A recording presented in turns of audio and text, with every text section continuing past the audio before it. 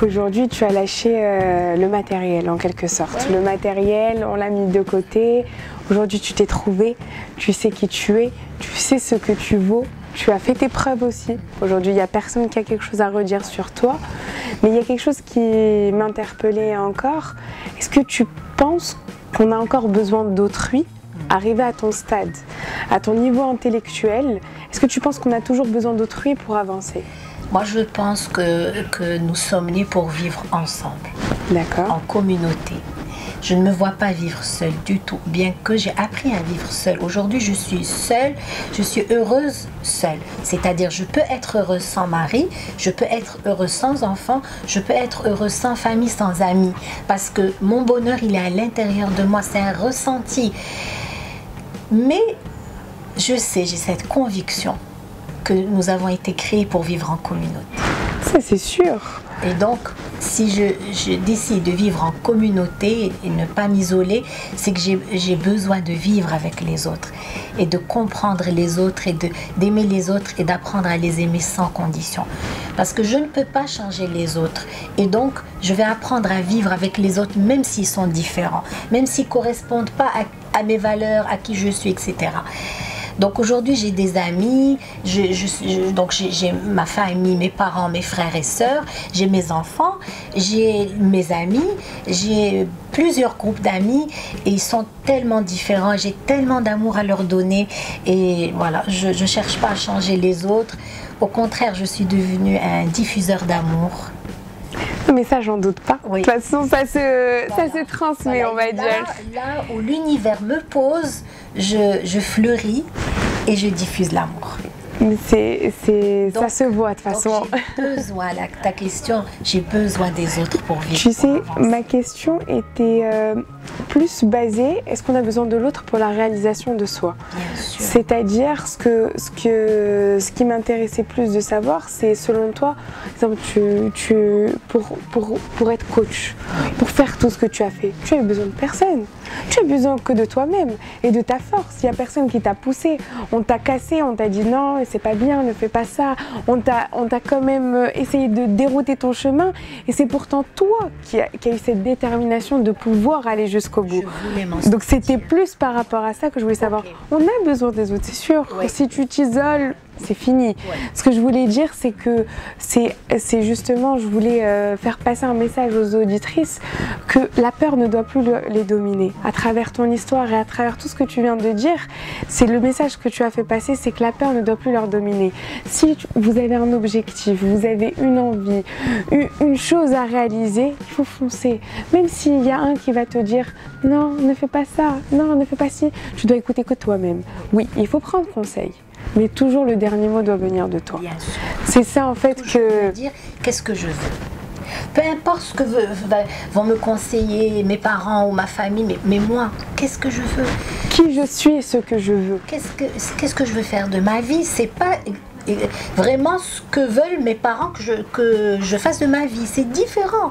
Mes parents voulaient me voir mariée avec des enfants et heureuse. Mais moi, c'est pas du tout le modèle dans lequel je suis aujourd'hui. Je suis une femme libre, j'ai repris mes études, je voyage, je milite, je combats, je vais à la recherche des femmes, je vais rencontrer des femmes, je milite pour une cause. Ma cause, c'est la femme. Donc, jamais mes parents n'auront pensé que j'allais prendre ce tournant dans ma vie. Ils étaient loin de penser que j'allais reprendre mes études, parler, faire des conférences, écrire des livres. J'étais petite fille timide, je ne savais même pas parler, j'étais timide et renfermée et voilà.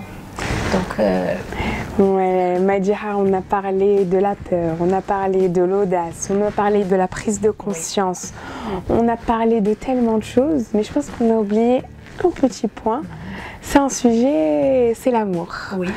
L'amour, on sait que la femme, elle est peut-être un peu plus faible émotionnellement que l'homme à cause de l'amour, en quelque sorte. Mais je me disais, est-ce que c'est pas parce qu'on a une mauvaise définition de l'amour? Est-ce que c'est pas parce qu'on a une fausse croyance de ce qu'est l'amour? Est-ce que c'est pas parce qu'on a toute cette image un peu du prince charmant qui va rester avec toi jusqu'à la fin de tes jours et qui va s'occuper de la femme bien comme il faut? Donc, Madjira, ce serait quoi pour toi cette définition parfaite de ce terme? Ok. Alors, l'amour, merci pour cette question très intéressante. Donc, moi, j'ai été chercher vraiment c'est quoi l'amour pour découvrir l'amour inconditionnel, l'amour sans condition. Donc, cet amour que j'attends de recevoir d'un homme m'a fait devenir une mendiante de l'amour. Donc, j'attends de recevoir, je mendie l'amour d'un homme et attendre c'est souffrir. Donc j'ai été chercher, c'est quoi l'amour? D'où me vient l'amour? Et j'ai découvert l'amour divin. Donc c'est un amour, c'est une énergie qui existe à l'infini autour de nous, puisque tout a été créé par amour. J'ai été créé par amour, je viens de l'amour et je suis amour. Alors j'ai commencé à ressentir l'amour partout. Je n'attends pas l'amour que d'un homme. Aujourd'hui, quand je regarde les étoiles, je ressens l'amour.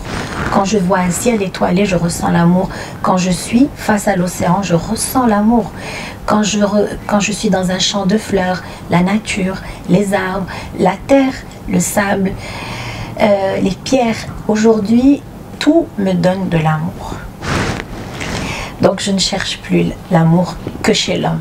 Un bébé, une musique, un tableau, la beauté. Donc aujourd'hui, je vois de la beauté partout et cette beauté me remplit d'amour.